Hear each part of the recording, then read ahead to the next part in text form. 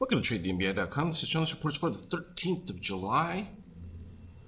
So we ended the week towards the top side of it, right across the ABM, stuck in between the 100% and 76%, which pretty strong overall. We've had an increase in short activity, but corresponded with the exact same time of a slight uptick in short-term buyers as well as long-term. The midterm green here is still underneath, and we've had a little bit of a decline in the shakeout.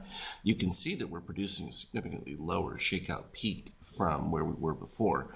So that's something to bear in mind and keep an eye on. But the S&P has been dramatically weaker compared to when you look at this from the NQ, and that is just the indication of the alteration that's taken place in the economy. And until most communities are free to open up, you're going to have this more tech-related movement comparative to brick and mortars type situations as things continue to struggle, and it becomes a divergence state by state as to who's doing better versus others, as well as the international impact is still limited with travel restrictions and that, and so we're still a long way from having any clarity as to how things will end up. That doesn't change the fact that this staggering sum of money printing is getting us closer and closer to record numbers. I mean, you remember me talking about, after turnaround dip that, 4,000 S&P was not unlikely. We're at almost 3,200.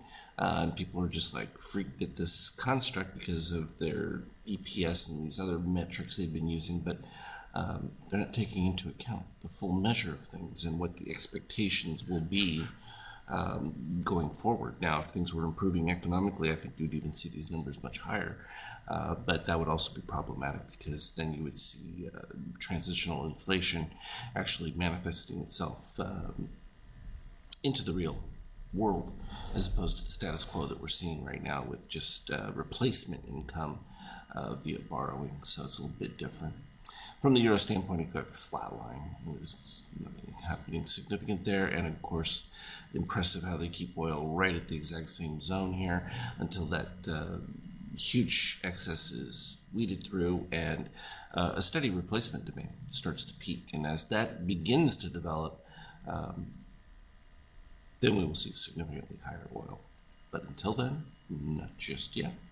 And from a gold standpoint, again, no question about it. Gold staying at its highs. Yes, it filled back positive extreme, but it's going to continue to break out. Doesn't mean that we're not going to have movements in between. Slightly weak setup here with the fall off of short-term buyers. And again, it's a longer play. People are thinking that it's just all going to happen overnight. Misunderstand how these things work through and the general instability of things. But again, what's good, we've got the clear markings of our algo levels. We come to them, we get our buy signals. Slow movement basically going through some of these, but a steady rise in overall DOC red and pretty consistent with the Azure of the PowerMo staying above that plus 13 level.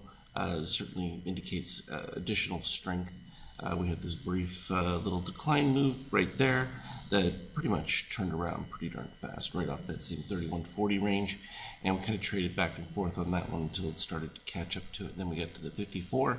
Once we were at the 54, we had a little bit of the weakness, but then we ended up with the clean conversion here. You got the PowerMo Azure rising, you get the click above and below for the trigger happening at the 3154, and boom, it was just lights out from there, breaking out past it.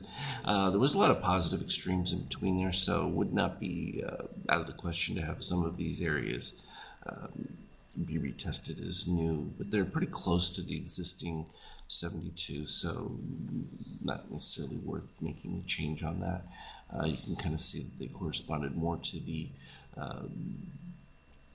levels right around the 70, 71, so it's pretty darn close. It's not worth making an alteration on that one, but it just gives you an idea of where we're at. And the stability, again, you've got nowhere else to go. You're looking at, relatively zero yields from any kind of treasury, that kind of setup. So if you're looking for any kind of return, and the fact that the market continues to rise means that those that didn't get involved in it are behind on their returns for the year as well, and this compounds the need for them to get in the action, so to speak. That's the long and the short of it. Again, we're going to continue to just do what we're doing, which is following it quite easily.